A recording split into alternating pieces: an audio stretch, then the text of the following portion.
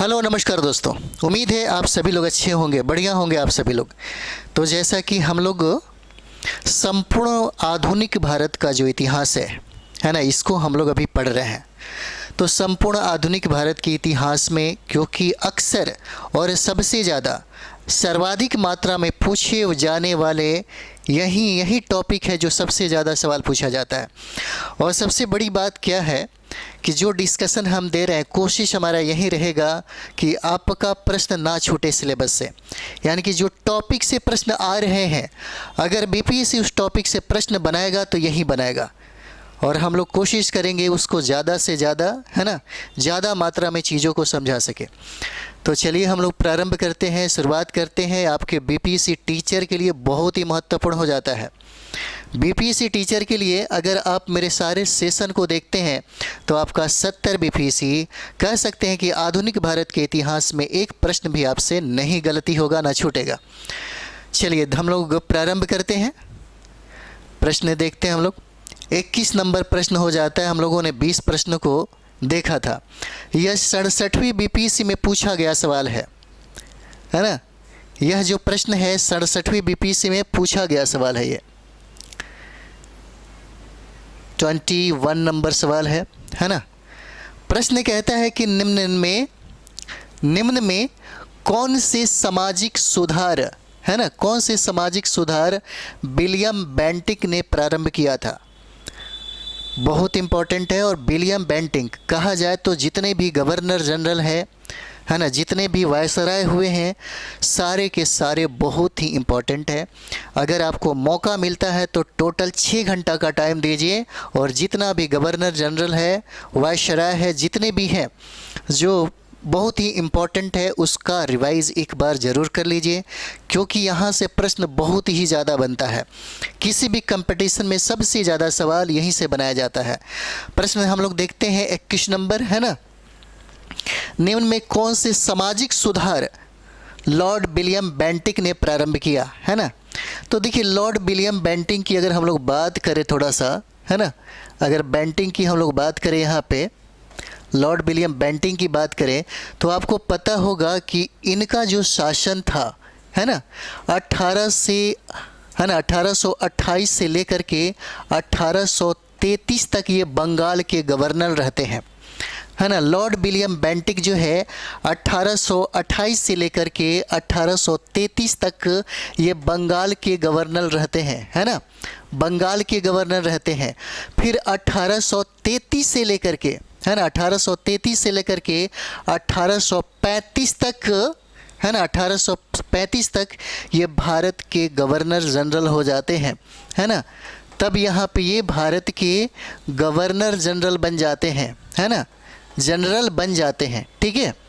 1828 से लेकर के 1833 तक ये बंगाल के गवर्नर हैं और 1833 से लेकर के, है ना, 1835 तक ये भारत के गवर्नर हो जाते हैं। इन्हीं के समय में, लॉर्ड विलियम बेंटिक के समय में ही यहाँ पे मैकाले की अध्यक्षता में, बहुत इंपॉर्टेंट हम लोग देख रहे हैं, मैकाले की अध्यक्षता में, है ना, मैकाले की अध्यक्षता में विधि आयोग का गठन हुआ था, है ना। इन्हीं के समय में, इन्हीं की अध्यक्षता में विधि आयोग का, है ना, विधि आयोग का गठन हुआ था, विधि आयोग का गठन हुआ था। यानी कि अब से न्यायालय में फारसी भाषा के साथ साथ वहाँ के क्षेत्रीय भाषाओं का भी उपयोग और प्रयोग किया जा सकता है। और ये लॉर्ड विलियम बेंटिक के द्वारा किया गया था, है ना। विधि आयोग की यहाँ पे स्थापना किया गया था, ठीक है। लॉर्ड मैकाले की अध्यक्षता में ही यहाँ पे शिक्षा आयोग का गठन हुआ। लॉर्ड मैकाले की अध्यक्षता में ही भारत में शिक्षा आयोग का, है ना, शिक्षा आयोग का गठन होता है, शिक्षा आयोग का। और यहीं पे 1835 में, इसी समय 1835 में जो शिक्षा का माध्यम है वह अंग्रेजी बन जाता है। यहीं पे शिक्षा का माध्यम जो है अंग्रेजी बन जाता है। और पहली बार 1835 में ही बंगाल में पहला, है ना, बंगाल में पहला मेडिकल कॉलेज की स्थापना किया जाता है। पहला मेडिकल कॉलेज की स्थापना, है ना, मेडिकल कॉलेज की स्थापना किया जाता है 1835 में ही। पहला मेडिकल कॉलेज वो कलकत्ता में इसका स्थापना किया जाता है। ठीक है, और भी चीज़ें हम लोग यहाँ पे देखेंगे। यहाँ पे लिखा हुआ है, यहाँ पे लिखा हुआ सती प्रथा का उन्मूलन, है ना, सती प्रथा का उन्मूलन यहाँ पे लिखा गया है। ठीक है, यानी कि सामाजिक सुधार में लॉर्ड विलियम बेंटिक ने सती प्रथा का उन्मूलन भी किया था, और यह सती प्रथा का उन्मूलन 1829 में किया जाता है ना। 1829 में सती प्रथा का उन्मूलन किया जाता है। इसके लिए एक विधि कानून आती है धारा 17 के तहत, है ना, धारा 17 के तहत इस पर प्रतिबंध लगा दिया जाता है ना, 1829 में ही। लॉर्ड विलियम बेंटिक के द्वारा शिशु हत्या पर प्रतिबंध लगा दिया जाता है ना, शिशु हत्या पर प्रतिबंध लगा दिया जाता है। और यह शिशु हत्या की अगर हम लोग बात करें तो खास करके राजपूतों के मतलब सामाजिक संरचना में ही ऐसा चीज़ देखने को मिलता था, क्योंकि इनके घर में जब भी बेटियां पैदा होती थी तो उसकी हत्या कर दिया जाता था, और इसी शिशु हत्या पर प्रतिबंध लगा दिया लॉर्ड विलियम बेंटिक ने ये लगाया था, है ना। और भी चीज़ें हम लोग देखेंगे। लॉर्ड विलियम बेंटिक ने ही कर्नल स्नीमन की अध्यक्षता में ठगी प्रथा को, है ना, ठगी एक प्रथा थी, एक सिस्टम थी, इसी ठगी प्रथा को, ठगी गिरोह को समाप्त कर दिया, है ना। इसको क्या कर दिया? समाप्त कर दिया कर्नल स्लीमन, है ना, कर्नल स्लीमन के अध्यक्षता में ये काम किया गया, है ना। इस तरीके से अगर हम लोग आंसर इसका देखें, है ना, अगर हम लोग इसका आंसर देखें तो आंसर इसका सी हो जाता है, 1, 2 और 4 हो जाएगा। ठीक है, 1, 2 और 4 हो जाता है। ठीक है, सती प्रथा का उन्मूलन किया जाता है यहाँ पे, दास प्रथा का, है ना, दास प्रथा का उन्मूलन किया जाता है, और यहाँ के ठगों को, संगठित गिरोहों को, है ना, दमन करने का भी काम किया जाता है। तो ये 67वीं बीपीएससी में पूछा गया सवाल है, 2022 में ये एग्ज़ाम हुआ था। चलिए आगे हम लोग बढ़ते हैं, अगला प्रश्न हम लोग देखते हैं, बहुत इम्पोर्टेंट है। चलिए 22 नंबर सवाल हम लोग देखेंगे, थोड़ा आगे बढ़ाया जाए। प्रश्न कहता है कि किसने, है ना, यह 67वीं बीपीएससी में पूछा गया सवाल है ना, 67वीं बीपीएससी में पूछा गया सवाल है, री एग्ज़ाम होता है 2022 में। पूछा जा रहा है कि किसने सिंध विजित कर उसका अधिकरण किया, है ना, किसने, यहाँ पे किसने सिंध विजित कर उसका अधिग्रहण किया, है ना। तो यहाँ पे इसका आंसर आप देख सकते हैं, इसका आंसर हो जाएगा सी हो जाता है, 22 का आंसर सी हो जाएगा, है ना। नेपियर के समय में, देखिए नेपियर की अगर बात किया जाए तो सबसे पहले यहाँ पे हम लोग देखेंगे लॉर्ड एलनबरो के बारे में, है ना। यहाँ पे देखिए लॉर्ड एलनबरो के बारे में देखिए, वहीं से पता चलेगा, है ना। लॉर्ड एलनबरो जो है ना, लॉर्ड एलनबरो, इनका शासनकाल 1842 से लेकर के 1844 तक होता है ना, 1842 से लेकर के, है ना, 1844 तक होता है इनका शासनकाल है। और इन्हीं के समय में, यानी कि लॉर्ड एलनबरो के समय में ही सिंध का विलय कर लिया जाता है। इन्हीं के समय में ही 1843 ईस्वी में, है ना, सिंध पर या सिंध का विलय कर लिया जाता है। और ये सिंध के विलय का जो श्रेय है ना, श्रेय जो है चार्ल्स नेपियर को दिया जाता है। जो ये सवाल पूछा है, चार्ल्स नेपियर को दिया जाता है ना। 1844 ईस्वी में लॉर्ड एलनबरो के समय में ही, 1844 ईस्वी में, है ना, लॉर्ड एलनबरो के समय ही एक नया कानून बनाया जाता है, और इस कानून के माध्यम से दास प्रथा पर प्रतिबंध लगा दिया जाता है ना। इसी कानून के माध्यम से दास प्रथा पर, ठीक है, दास प्रथा पर प्रतिबंध लगा दिया जाता है, प्रतिबंध लगा दिया जाता है एलनबरो के समय ही।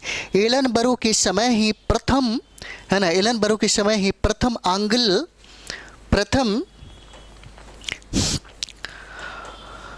आंग्ल युद्ध जो है ना, प्रथम आंग्ल युद्ध जो है यह समाप्त हो जाता है। पूछा जाता है आपसे, है ना, ये जो है यहाँ पे प्रथम आंग्ल युद्ध जो है इन्हीं के समय में, लॉर्ड एलनबरो के समय में ही यह समाप्त हो जाता है। ठीक है, चलिए हम लोग आगे बढ़ते हैं, अगला प्रश्न की तरफ हम लोग चलते हैं। अगला प्रश्न हो जाएगा, है ना, बंगाल में द्विशासन प्रणाली किसके द्वारा लागू किया गया था।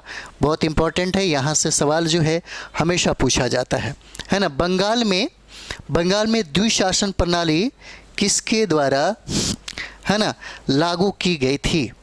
तो इसका आंसर जो है यह सी हो जाता है ना, इसका आंसर सी हो जाएगा। लॉर्ड क्लाइव के समय में इसका आंसर सी हो जाएगा, है ना, लॉर्ड क्लाइव के समय में होता है। देखिए लॉर्ड क्लाइव के बारे में अगर हम लोग यहाँ पे देखें, है ना, लॉर्ड क्लाइव के बारे में, तो 1757 से लेकर के 1760 तक, है ना, ये शासन करते हैं। 1757 से लेकर के 1760 तक ये शासन करते हैं। हालांकि अगर रॉबर्ट क्लाइव के बारे में अगर बात किया जाए तो रॉबर्ट क्लाइव 2 बार यहाँ पे, है ना, 2 बार गवर्नर बनते हैं भारत में, 2 बार, है ना, 2 बार ये गवर्नर बनते हैं, बहुत इम्पोर्टेंट है। दूसरा 1765 से लेकर के 1767 तक ये गवर्नर रहते हैं, है ना, 1767 तक गवर्नर रहते हैं। हालांकि बाद में जब ये चले जाते हैं ब्रिटेन, तो ब्रिटेन में ये आत्महत्या कर लेते हैं। कुछ इनके बारे में भी हम लोग फैक्ट्स देखेंगे, बहुत इंपॉर्टेंट है, जहाँ से सवाल हमेशा पूछा जाता है। तो ये रॉबर्ट जो क्लाइव हैं 1757 से लेकर के 1760 तक रहते हैं और 1765 से लेकर के 1767 तक इनका शासन रहता है। यह भारत में पहला गवर्नर है जो 2 बार, है ना, 2 बार गवर्नर बनते हैं। इनके समय में कुछ हम लोग कार्य देखेंगे, जैसे इनको, क्लाइव को बंगाल का प्रथम गवर्नर कहा जाता है ना, इनको बंगाल का प्रथम, ठीक है, प्रथम गवर्नर कहा जाता है, बहुत इंपॉर्टेंट है। ठीक है, और इस क्लाइव को ब्रिटिश साम्राज्य का संस्थापक भी कहा जाता है। क्लाइव को ब्रिटिश साम्राज्य का, है ना, ब्रिटिश साम्राज्य का संस्थापक कहा जाता है, ब्रिटिश साम्राज्य का संस्थापक कहा जाता है। इसी क्लाइव के समय में ही यहाँ पे बहुत ही प्रसिद्ध युद्ध हुआ था, है ना, 1757 में प्लासी का युद्ध हुआ था, है ना। यहाँ से मेंस का भी प्रश्न बनता है यूपीएससी बीपीएससी के लिए। 1757 की जो क्रांति है ना, जो विद्रोह था यहाँ पे, प्लासी का युद्ध जिसको हम लोग बोलते हैं, और यही प्लासी का युद्ध मध्ययुगीन जो साम्राज्य होता है या मध्ययुगीन जो व्यवस्था होता है उसकी समाप्ति होती है, और यहीं से आधुनिक युग प्रारंभ माना जाता है।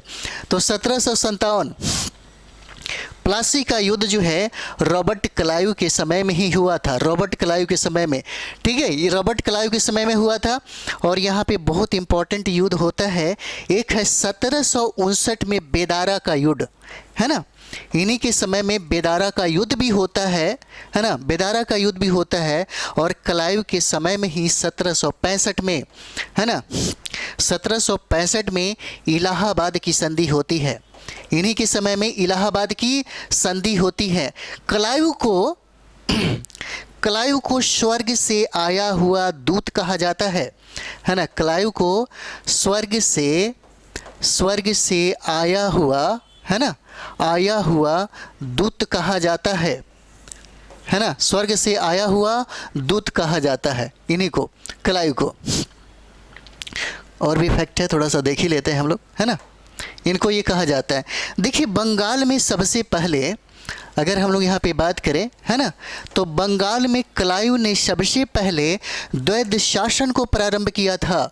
क्लाइव ने ही, है ना, रॉबर्ट क्लाइव ने ही बंगाल में द्वैध शासन का, है ना, द्वैध शासन को प्रारंभ किया था, है ना। और इसी द्वैध शासन को, यानी कि इसी द्वैध शासन को वारन हेस्टिंग्स के द्वारा समाप्त कर दिया जाता है। अक्सर सवाल पूछता है, इसी द्वैध शासन को समाप्त किया जाता है वारन हेस्टिंग्स के द्वारा, है ना, वारन हेस्टिंग्स के द्वारा इसको समाप्त कर दिया जाता है। हालांकि ये बाद में भारतीयों से, भारतीय ज़मींदारों से और भारत के लोगों से, है ना, भारत के नवाबों से बहुत पैसा वसूलते हैं, है ना। और ये जब चले जाते हैं ब्रिटेन, तो ब्रिटेन में वहाँ जाने के बाद प्रॉब्लम हो जाता है, अंततः उनको आत्महत्या करना पड़ता है ना। चलिए आगे हम लोग देखते हैं अगला प्रश्न। 64वीं बीपीएससी में पूछा गया सवाल है ये, है ना। यह 64वीं बीपीएससी में पूछा गया सवाल है। 24 नंबर हम लोग देखेंगे, है ना। प्रश्न कहता है कि द्वैध शासन का जनक किसे माना जाता है ना। द्वैध शासन का जो जनक है किसे माना जाता है, द्वैध शासन का जनक, है ना, बहुत इंपॉर्टेंट है। और आप देख सकते हैं 64वीं बीपीएससी में 2018 का प्री एग्ज़ाम हुआ था, उसी में ये सवाल पूछा गया है ना। 24 नंबर सवाल हो जाएगा, है ना। द्वैध शासन का जनक किसे माना जाता है, तो आंसर आप लोग देख लीजिए, इसका आंसर डी हो जाएगा, है ना। सर लियोनिल कार्टिश को द्वैध शासन का जनक कहा जाता है ना, द्वैध शासन का जनक कहा जाता है। देखिए 1919 एक्ट के अनुसार 1919 जो अधिनियम आई थी, है ना, 1919 अधिनियम के अनुसार प्रांतों में सर्वप्रथम, है ना, प्रांतों में सर्वप्रथम द्वैध शासन प्रारंभ हुआ था। ये भी प्रश्न पूछा जाता है ना, किसके अनुसार, किसके आधार पर, कौन सा एक्ट के अनुसार, है ना। तो 1919 का जो अधिनियम आया था, इसी अधिनियम के तहत प्रांतों में सबसे पहले, है ना, द्वैध शासन जो है ना, द्वैध शासन क्या हुआ था, प्रारंभ हुआ था, द्वैध शासन प्रारंभ हुआ था। और 1935 अधिनियम के तहत 1935 अधिनियम के तहत प्रांतों में द्वैध शासन को समाप्त कर दिया जाता है ना। प्रांतों में द्वैध शासन जो है वह समाप्त कर दिया जाता है और केंद्र में, है ना, केंद्र में इसे लागू कर दिया जाता है। 1935 अधिनियम के तहत ही केंद्र में द्वैध शासन को, ठीक है, द्वैध शासन को प्रारंभ किया जाता है, ठीक है। पहली बार केंद्र में द्वैध शासन को प्रारंभ 1935 अधिनियम के तहत किया जाता है ना। 1935 अधिनियम के तहत केंद्र में द्वैध शासन की शुरुआत हो जाती है ना। इस तरीके से द्वैध शासन का जो जनक है हम लोग सर लियोनिल कार्टिश को कहते हैं। चलिए अगला प्रश्न हम लोग देखेंगे, है ना। अगला प्रश्न देखते हैं, बहुत इंपॉर्टेंट आपके लिए। 25 नंबर, भारत में प्रथम रेलवे लाइन किस ब्रिटिश गवर्नर के समय बिछाई गई थी, है ना। 48 से लेकर के 52 में यह बीपीएससी में पूछा गया सवाल है ना। 2008 में इसका एग्ज़ाम हुआ था, उसी समय पूछा गया यह सवाल है ना। गर्मी बहुत है आज का। चलिए देखते हैं आगे। भारत में प्रथम रेलवे लाइन किस ब्रिटिश गवर्नर के समय में बिछाई गई थी, है ना, बिछाई गई थी। तो 25 का आंसर क्या हो जाएगा, लॉर्ड डलहौजी के समय में हुआ था, है ना। ये लॉर्ड डलहौजी के समय में होता है, ठीक है। तो हम लोग अगर लॉर्ड डलहौजी के बारे में देखेंगे तो आपको पता होगा कि 1800, है ना, 48 से लेकर के 56 तक इनका शासन रहता है ना। 1848 से लेकर के 1856 तक इनका शासन रहता है। और देखिए सबसे पहले रेल जो चलाई गई थी, है ना, 1853 में चलाया जाता है ना। 1853 में रेल चलाई गई थी और यह रेल जो है बम्बई से थाने के बीच में चला था। बम्बई से, है ना, थाने के बीच में चला था, थाने के बीच में, ठीक है। और मात्र 34 किलोमीटर प्रथम बार ये जो रेल है ये रेल चलता था। और इसी समय 1853 में ही लॉर्ड डलहौजी के द्वारा जो रेल चलाई गई थी, इस रेल का जो नाम है ना, इसी समय रेल का जो नाम है वो रेल का नाम होता है ब्लैक ब्यूटी। रेल का जो नाम है वो हो जाता है ब्लैक ब्यूटी, है ना, ब्लैक ब्यूटी, है ना। इस समय जो रेल चली थी मात्र 34 किलोमीटर, जो बम्बई से थाने तक चली थी, उस रेल का नाम है ब्लैक ब्यूटी नाम है ना। एक अभिनेत्री हैं बॉलीवुड की जिनको ब्लैक कैट कहा जाता है, ब्लैक कैट, हाँ, बिपाशा बसु को कहा जाता है ना। और बिपाशा बसु की का है। अगर बिपाशा की हम लोग बात करें, है ना, बिपाशा का, तो यह जो बिपाशा जो है ना, यह ब्यास का प्राचीनतम नाम हो जाता है। और ब्यास जो है ना, यह सिंध की सहायक नदी हो जाती है। और सिंध नदी के किनारे दुनिया की सबसे खूबसूरत और सबसे विकसित अवस्था में एक सभ्यता का विकास होता है जिसका नाम है हड़प्पा सभ्यता, है ना। तो यहाँ पे हम लोग देखेंगे इस रेल का जो नाम है वो ब्लैक ब्यूटी हो जाता है ना, ब्लैक ब्यूटी हो जाता है। और इस ब्लैक ब्यूटी रेल में 3 इंजन लगाई गई थी। उस 3 इंजन का नाम भी हम लोग देख लेते हैं। 3 इंजन जो लगाई गई थी यहाँ पे, है ना, 3 इंजन, इसका नाम भी बहुत खूबसूरत है, सिंधु, है ना, एक का नाम है सिंधु, है ना, और दूसरे का नाम है सुल्तान, है ना, और तीसरे का नाम है कावेरी, है ना। ये 3 इंजन उस समय लगाई गई थी, ठीक है। और रेल का नाम था ब्लैक ब्यूटी। रेल का नाम होता है ब्लैक ब्यूटी, है ना। एक चीज़ और भी हम लोग देखेंगे लॉर्ड डलहौजी के बारे में, ठीक है। लॉर्ड डलहौजी के बारे में एक चीज़ और भी देखेंगे। इनका एक सिद्धांत है ना, इनका एक सिद्धांत है जिसको हम लोग विलय का सिद्धांत बोलते हैं, है ना, विलय का सिद्धांत बोलते हैं, या अपहरण इन्होंने किया, व्यपगत का सिद्धांत भी कहते हैं। और इसी व्यपगत सिद्धांत का शिकार एक साम्राज्य हो गया जो सबसे पहला साम्राज्य था, है ना, उस साम्राज्य का नाम था सतारा, है ना। सबसे पहले इसी सतारा को व्यपगत सिद्धांत के तहत ब्रिटिश हुकूमत ने ब्रिटिश साम्राज्य में मिला लिया था, ठीक है। और एक चीज़ और भी है, लॉर्ड डलहौजी ने ही कुशासन का आरोप लगा करके अवध को अपने साम्राज्य में मिला लिया, अवध को अपने साम्राज्य में मिला लेता है। लॉर्ड डलहौजी ही ये काम इसी के समय में होती है, लॉर्ड डलहौजी के समय में, है ना। एक चीज़ और भी हम लोग देखेंगे यहाँ पे, 1833 ईस्वी में, है ना, 1853 ईस्वी में कलकत्ता से आगरा तक, है ना, कलकत्ता से आगरा तक, है ना, कलकत्ता से आगरा तक टेलीग्राम सेवा प्रारंभ होता है। पूछा जाता है ना, टेलीग्राम सेवा प्रारंभ होता है ना। 1853 में कलकत्ता से लेकर के आगरा तक ये प्रारंभ होता है। लॉर्ड डलहौजी को, है ना, लॉर्ड डलहौजी को भारतीय डाक व्यवस्था का जनक कहा जाता है। लॉर्ड डलहौजी को भारतीय डाक व्यवस्था का, है ना, भारतीय डाक व्यवस्था का, है ना, डाक व्यवस्था का जनक कहा जाता है ना, इनको जनक कहा जाता है। और डाक टिकट का भी जनक कहा जाता है ना। लॉर्ड डलहौजी को डाक टिकट का जनक भी कहा जाता है, ठीक है। चलिए आगे हम लोग बढ़ेंगे, अगला प्रश्न की तरफ हम लोग चलते हैं। ये हमारा 26 नंबर सवाल हो जाता है ना। 26 नंबर सवाल बहुत इंपॉर्टेंट है। प्रश्न कहता है कि मुंगेर का, है ना, मुंगेर का बढ़िया ताल विरोध का उद्देश्य क्या था, है ना। 26 नंबर सवाल है, कहता है कि मुंगेर का जो बढ़िया ताल, है ना, बढ़िया ताल विरोध का उद्देश्य क्या हो जाता है। तो यहाँ पे देखेंगे इसका आंसर ए है ना, इसका आंसर ए हो जाता है, बकास्त भूमि की वापसी की मांग किया जा रहा था। और बकास्त भूमि की वापसी का जो मांग किया जा रहा था, यानी कि बढ़िया ताल का, है ना, जो विरोध का जो नेतृत्व था, इस नेतृत्व को करने वाले जो लोग थे, अक्सर ये सवाल पूछा जाता है कि बढ़िया ताल विरोध का नेतृत्व किसने किया, तो कार्यानंद शर्मा करते हैं, है ना, कार्यानंद शर्मा, और यही इनका नेतृत्व करते हैं बढ़िया ताल का। बहुत इंपॉर्टेंट है ये।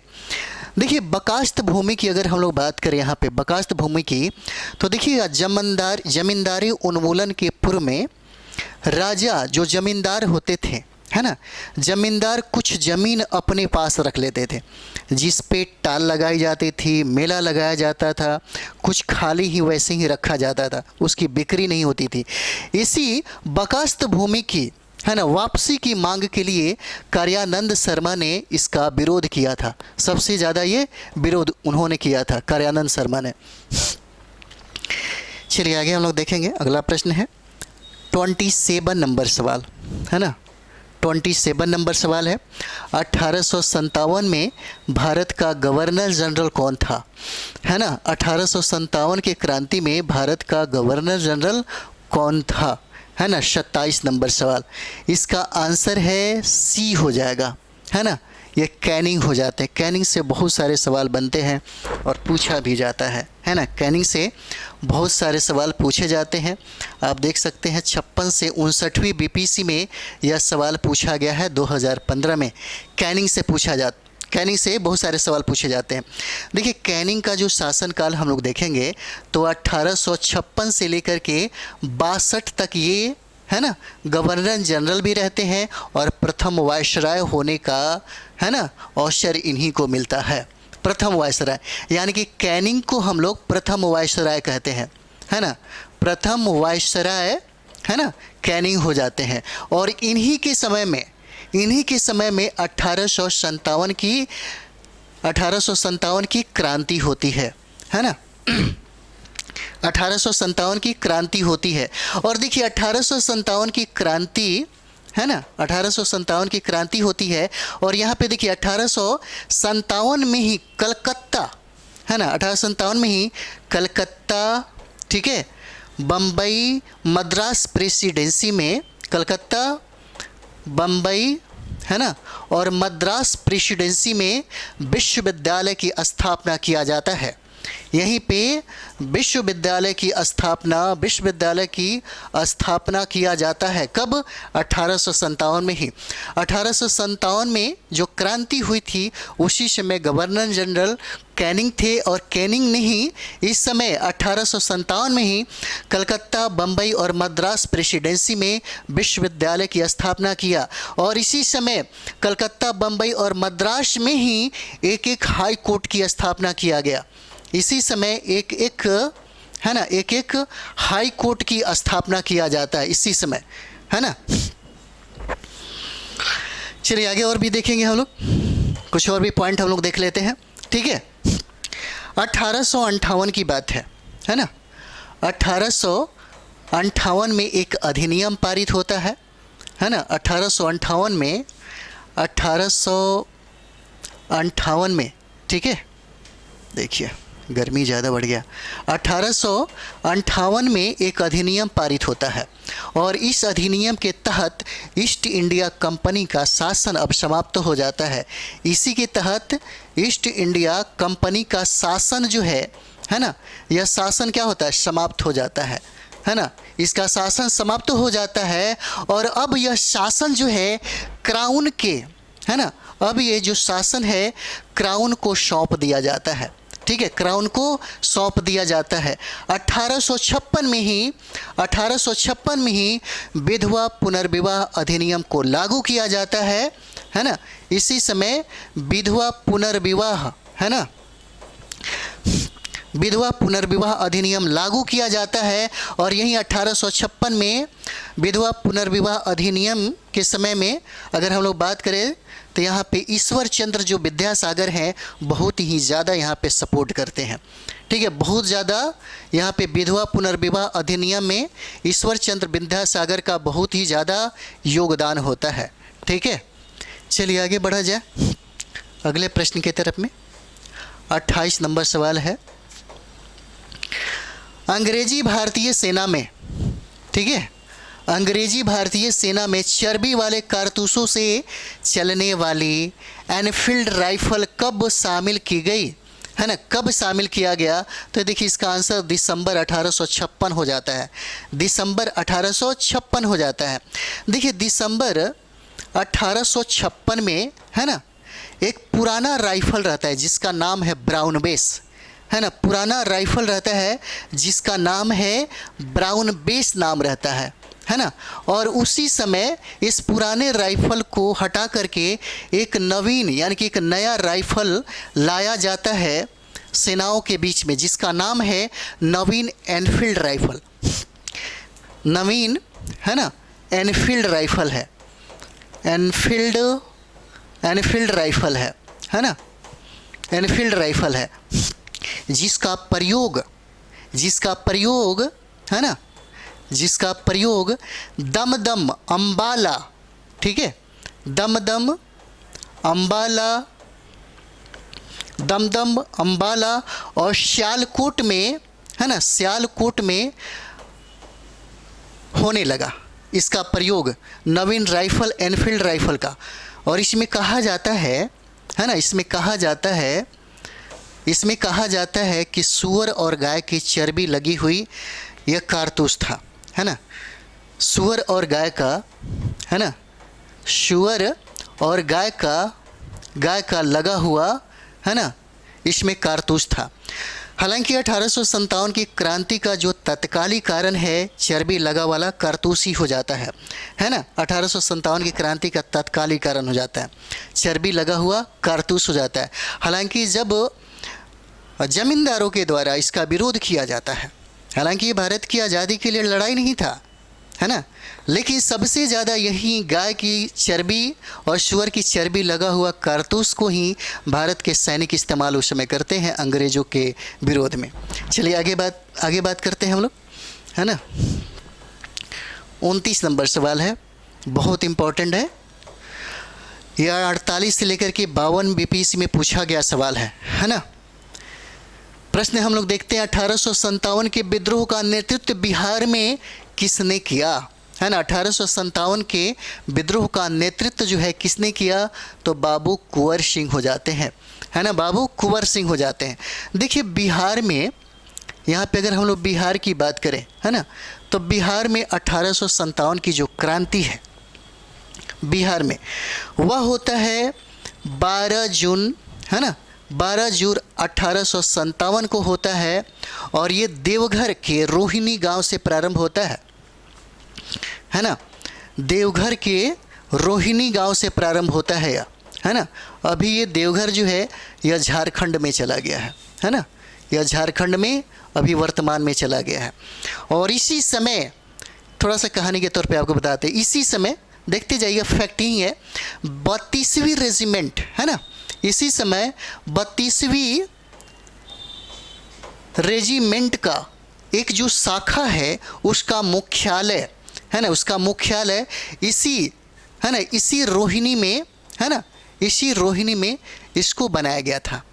और यहीं पे इसका कमान अगर हम लोग देखें, इस रोहिणी का जो कमान है यह मैकडोनाल्ड के हाथों में था, है ना, इसका जो कमान है मैकडोनाल्ड के हाथों में था, है ना, मैकडोनाल्ड के हाथों में था। यहाँ पे समझिएगा, मैकडोनाल्ड के हाथों में था यहाँ पे।